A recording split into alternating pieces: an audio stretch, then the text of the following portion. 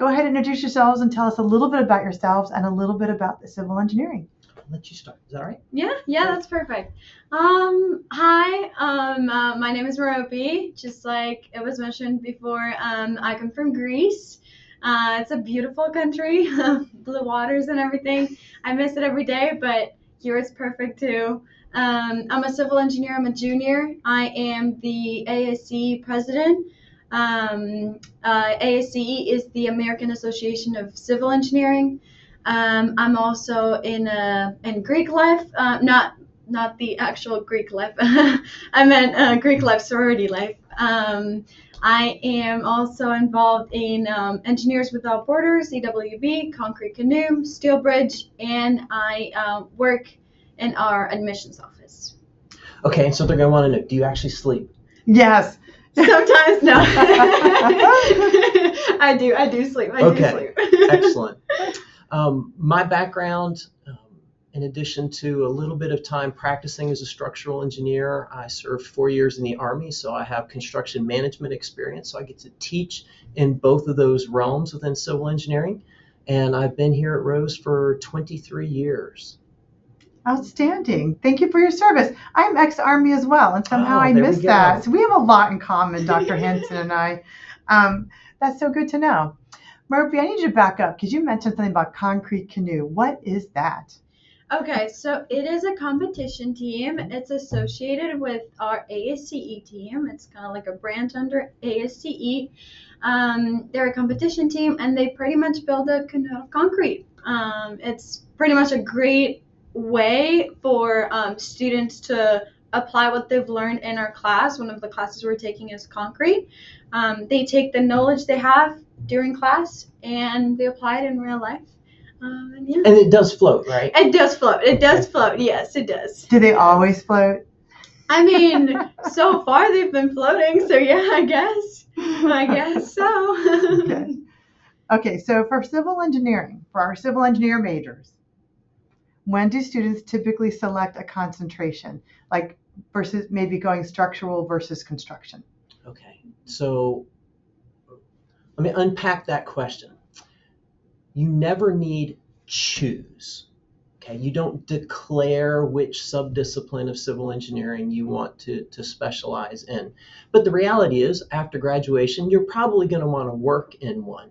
You're going to take courses in all 6 areas: structural, geotechnical, transportation, water resources, environmental, and construction management.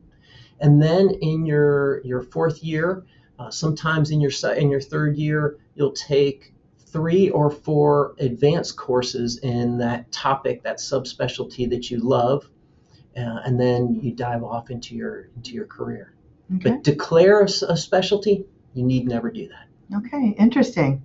Now, Maropi, are you looking at getting into architecture with your? Can you talk to me a little bit about that? How do you go from civil engineering and branch into architecture? I mean, okay, let's start from the fact that they're both 2 very different majors, but at the same time, they do have a line where they cross each other. So starting as a civil engineer, you get the foundation that can be used into architecture. You learn a lot of stuff like structures is one of the classes that is needed in both majors. So by starting as a civil engineer, you can get that foundation and then you can apply it later on in your master's in architecture. Of course, you need some extra stuff that you need to do. For example, you need to make a portfolio, which is something that the school doesn't cover. You also need to take... Wait a minute, but the school will help you with. Yes. So it's not a mandatory part of the curriculum. Yes, exactly. Sorry. Thank you for the correction. Mm-hmm. Thank you for the correction. I wanted to say that it's not like if you don't want to go into architecture, no one is going to force you to make a portfolio. But if you do, they're going to sit down with you and tell you what to do and how to do it. But yeah, it's a different path. It's a manageable path. It's a longer path sometimes, but it's a very interesting path, and I'm excited. And we've had several graduates take that path in the past. Yeah. Good to know. We have a question here. Oh, how much research opportunities do civil engineering majors get, and do we get practical projects? So how does that work? Okay. I'll let you field some of the practical project research opportunities. If you're talking about traditional research, that's very much driven by your interest. If you want to do an independent study, right, you're ahead on courses and you say, hey, I really want to go do some dive into this topic, then you work with a faculty member, say, I want to do an independent study. Will you walk me through that this term? Or there are certain faculty that at different times will have a project going on and they need some undergraduate help and they're looking to hire somebody, and that may be during the school year or during the summer. Are any of those expectations? No. Are any of those required in order to have a very productive career? Absolutely not. Now, applied projects, that's an essential part of the curriculum. Why don't you hit some of those examples and I can round it out if need be. Practical experience. I mean, especially during the class periods, we get a lot of practical exposure. Saying that right? Okay. Sorry. I mean, for example, right now I'm taking our concrete class, and we have a lab that is across the Wabash Road, and we go there. I think we've been there 3 times already, and we go and we test concrete and we see like how concrete reacts. So it's a lot of hands-on experience during your classes, except from your classroom like assignments or labs you might have. We also have our career fairs that help you a lot get a job. So during the summer you can get an internship, or you can take a co-op, take a quarter off, go and apply what you've learned in class in actual like real life. Yeah, and so how about an example from your Introduction to Design course? What was your project? That's a great one. My project, there is a Honda dealership downtown in downtown Terre Haute. It has been an abandoned building. They're trying to sell it, and our project was to take some measurements, take some pictures, and come up with a plan of what we can do to remodel the entire structure. How can we bring life into the community? So what we ended up doing, suggesting doing something like a restaurant and just like a multi-purpose environment. Kind of like an indoor market, if I remember correctly. Yes, exactly. It was a very interesting project. And let's be clear, that's not a vision of the faculty. We don't invent the projects in the Introduction to Design course. The community comes to us, says, we have a need, and we put together teams to work on that. Now, come to your senior year, same idea. Real projects for real clients, only you've now got all this wealth of technical background behind you, and you'll spend all 30 weeks. You'll have a year-long project for a client. Some examples this year, we have a team working on a brick manufacturing plant in Nepal. We have a team working on a hospital training facility in Ghana.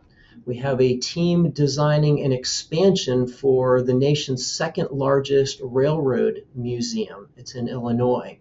So we get this beautiful breadth of projects, but they're always real clients, real world problems. Interesting. I'm going to I've done the students kind of expanding on what you've been talking about.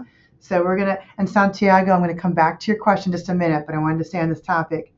Does Rose Civil Engineering have community university-wide service projects to apply to class learnings? Okay, that's part one. And then we've mentioned practical applications. The question is that physical experience a constant across most classes? So one is asking about service-wide projects to apply to class learnings, and is that physical experience kind of a constant throughout the program? Yeah, okay, so let me try the service. First off, if you look at what our student learning outcomes are, our objectives that every graduate has achieved by graduation, service to society through your professional preparation is one of our explicit expectations, one of our explicit goals for all of our graduates. And so it shows up in the most practical way in those 2 bookend, I'll call them, projects. But faculty also blend in some service projects. I've had a community reach out to me and say, hey, we just bought an old iron bridge from the state for $1, and we want to turn it into a pedestrian bridge. Is it safe? Okay, well, I'm teaching steel design that quarter. Let's take everybody out, go take measurements, and over the course of the quarter, we learn how to assess, are all of the parts going to be adequate so that they can use it for what they want. So those are the formalized pieces of service. And then our student chapter of ASCE does service projects. I've seen them do wheelchair ramps for community members. Years ago, they helped build a house for a local family that was struggling to complete that. So yes, lots of opportunities, some of them very formalized, others not, and I missed the second half of that. Yes, and is that physical experience a constant across most classes? That physical hands-on work, is that a So constant? how did you feel that one? Yeah, I'm gonna say yes. Of course, some classes are more like the more very general classes, very basic classes. You will not get that much experience outside of school, but the majority of the classes, I want to say like a good 80% of the classes you will be taking, yes, it is a constant. Yeah. Yeah, and if there's not a lab by its original traditional structure, we're bringing toys into the classroom, we're pushing and pulling and demonstrating. So it's very visual, it's very hands-on. Yeah. Okay. And sorry, on top of that, it's not just like we also bring different examples, like real life examples, and we do case studies on them. Like for example, in one of my water classes, we every week, our professor, Dr. MMP, she brings up a different topic, a different article, a different project that's going on, and we have to write a discussion about it, and then the students get to talk about it. So. Okay, excellent. What differs or what distinguishes Rose-Hulman's civil engineering program from other universities' civil engineering program? What sets us apart? So why did you pick Rose? And then I'll try to flavor in behind it. I think the main difference is how do I phrase that? The relationship students have with their professors. Everyone. Sorry. Let me think how I can word it. I think the students feel very comfortable talking to their professors. The fact that professors have an open door policy, meaning if their door is open, the student can come in and talk to their professor. Not anytime, but most of the day. Pretty much all day. Pretty much all day, especially with you, Dr. Hansen, pretty much all day. But I think the main thing is the relationship between students and faculty members. Number two, the fact that our classes are smaller and they're not, most of them are not like lecture type classes, and they're more interactive. Like our professors will go in the classroom and they're going to ask, like, okay, you talk first and then you go next, and then how about you? I think that forces students to actually learn the material. And I want to peel back the curtain so that there's no surprise here. In our department, especially on this campus, our mission is not your education. Okay, if all you want is an education, honestly, pick somewhere else. There'll be cheaper options. Our mission is your career preparation, and to help you discover that your ceiling is here when you think it's here. And that's stretching every student to a different point. And I can only do that when I get to know each student individually. And I think that's one of the key pieces that Merope was alluding to. I need to learn what motivates you, because what motivates you is different than what motivates her. And I need to know, all right, when are we kind of hitting the discomfort threshold for you right now? What kind of special support do you need in order to reach that ceiling? And for all that to be customized requires those small classes and the attention that you get. That sounds amazing. It really is. What software and tools do students get exposed to?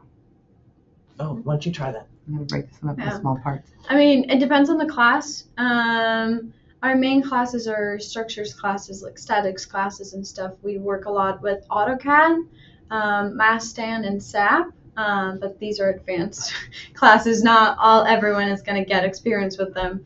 We also work with GIS. We work with we do work with Excel, but that is more of an economics class. I can't remember. So let me Mhm. categorize then Yeah. the tools she's describing, right? So there's your basic work tools, all the traditional Microsoft products, and how to leverage those, how to get PowerPoint to do the things you want, to convey the message you want to your audience, whether that's a public policy meeting or that's a client. It's about how to get the most out of Excel to help you in your problem solving, or a numerical solving program like a MathCAD program. But then there's also sprinkled in, typically in your electives, commercial software that practitioners will use. And that's not, as a faculty member, it's not my goal to teach you that tool. You're bright. You can learn the tool that your company uses when you get there. It's about teaching you to be comfortable learning a tool you've never used before. That's my goal. Okay, excellent. So that leads us to the second part of this question perfectly. How in depth are these software or tools covered in curriculum, and how much is left for a student to explore on their own? Have you done project in construction yet? Construction. Oh, yes. So how much help did you get on project? 0. Okay. 0. So in some cases, that's absolutely intentional. We point you, we don't just say figure it out. We point you towards resources and say, look, I want you to learn how to use those resources to get in and learn how to be functional in a software. In some cases, we're going to, for example, AutoCAD. It's literally, we're going to march you through step by step, and some students are going to get it and they're going to move on quickly, and others, we're going to take our time and march you through very, very slowly. So depending on what the product is, you'll get different levels of assistance, but the goal is always to help you be comfortable learning the software you need on the job. Okay. And is that going to be true? I know that's true for civil engineering because I know I'm sitting in front of my civil engineering experts. Is that similar or true across Rose-Hulman in general, across other departments? Would you know? Based on people that you know? Talking to different department students, different majors across the school, I think yes. I want to say yes. That would be pretty consistent to what I've seen as well, right? You get that wide variety in the places, especially in those introductory courses. We're going to give lots of support to get you up and running in those elective areas. We're gonna let you run. Okay. This is an interesting question, Murphy. Were you on your prior school before coming to Rose-Hulman? So your secondary school, were you on a semester basis, or were you also on a quarter basis like we are here? No, I was on a semester basis. Okay, so here's the question. Because it's hard. If you want to know how much more difficult is that, well, we don't know unless we've experienced it. Yeah. How hard was it transitioning from semester to quarter based? So 15 week to 12, 10 weeks of class before we have finals. Okay, that's what I tell every time I give a tour. That's what I tell the students. It is different, but I personally like the 10 weeks more. It is a little bit more advanced, yes, but it's a shorter time, and it's just 10 weeks. You know that you're going to get through the 10 weeks instead of having 16 weeks, for example. You just have 10, which is close to half. The transition in the beginning, it felt a little bit weird. I wasn't sure how I can study because it was going quicker than I was used to. But then after the first quarter, once you understand how you can study, what tools you can use to study quicker, I think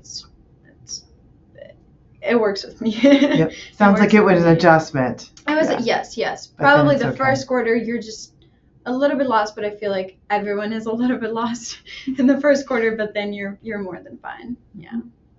Okay.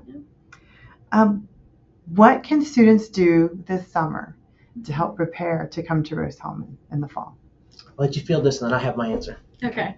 I think this depends more on the person. This depends more on the student.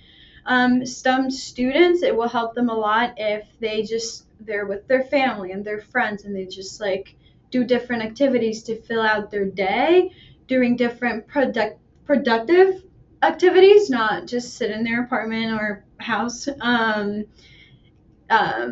But yeah, so I think some people might want to do that, and I'm all for it. Other people, they might need to just sit down, read a couple chapters of, I don't know, their physics or math classes to just like remember some stuff, but I wouldn't put a lot of stress into it. I would personally just it's your last summer, have some fun with your friends. That's what I would recommend. My answer is probably not a whole lot different. Yeah. Do things you're passionate about. Yeah. Right? I get questions, oh, what's that educational thing I should be doing so I can get ready for school? Look, we're going to help you. You've got your 4 years. We're going to get you ready for a career. Do the things you're passionate about, because when you do, you will be better at your academics. So that's my canned answer. That is good news. That is good to hear. This is an interesting question. I haven't been asked this question before, but I know you guys know the answer. Does having a double major, like putting on a second major or adding a minor to your major, does that have an effect on the cost of tuition?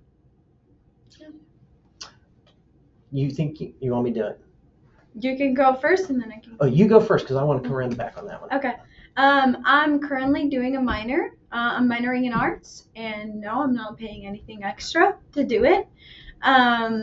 As far as I'm concerned, the only way, having a major and a minor, the only way I would have to pay extra would be if for some reason I had to stay longer, so I would just pay for the extra quarter, not for the minor itself. Okay, and so here's why I want to release the emotional burden for folks, because I will meet students sometimes like, I'm one course short on my minor, and they feel so like the world is coming to an end. No. Having the little words such and such minor at the end of your transcript does not decide what job you can get or not get. Having the words second major does not decide what job you get or don't get. Take the courses in the things you're passionate about. And if we can get you to the point where you get those names and those words on your transcript, great. And I'm all about helping my students do that. But if you can't quite get there, or it would require an extra term, and does that necessarily make sense? Not for everybody, but it's okay. Talk to your potential employers about, I really love history, and I've taken a lot of courses in history. It doesn't matter whether it carries the name minor or not. Talk to them about the things you've learned and how that influences who you are and what you do as a professional. That'll get you where you want to be. Good to know. Okay, I'm going to ask a question. I'm not sure if you're the right people to ask, so you let me know if this is something you can field. What does studying abroad look like at Rose-Hulman? Do you know anybody who's done that? Yes, actually, Okay, a go couple for it. of my best friends did that. They said that it was amazing. These were their words, not mine. It is an experience I would highly recommend every student that goes here to do and live and experience. The school itself helps a lot. It helps you prepare. It will help you fit in everything into your schedule. You will not be left behind. You will be right on track. You going to the different school, depending on the country you're going to, yes, it's going to be different, especially if you have never been out of your country, out of the United States. But it's definitely a very fun experience. The people at the schools that you'll go to are very welcoming. You're not going to have a problem with that. The language is not going to be a problem. I'm just trying to answer every question students typically have. And yeah. Mm-hmm. And specifically in civil engineering, so we've had folks study at universities all over the world. But if you're looking for, okay, is there like this cookie cutter partnership? In civil and environmental engineering, we have a formal partnership with the University of Limerick in Ireland. So again, not your only opportunity, but it's the easiest one to just say, oh, look, you go this term, you take these courses, and everything stays on track. And we just had 3 students come back this fall from that, and they had, much as you said, an amazing time. And by the way, they did learn a lot. That sounds like a lot of fun. I'm going to close with one final question. Student is asking, I'm going to ask 2 questions. I'm going to make it 2. What is the average income of a civil engineering major coming out of Rose-Hulman? And also, what's the job placement rate for civil engineering majors coming out of Rose-Hulman? Do you guys know? I can ballpark. Okay. I don't know if you studied those numbers. I do have an idea. Oh, go for it. Okay. I do have an idea, but I think I'm a little bit outdated. Okay. I think my numbers are last year's. I know the job placement within the next 9 months is around 99%, if I'm not mistaken. And the average payment after graduation, at least in 2022, it was $64,000. Okay, so we're probably closer to the low 70s now, if I remember correctly.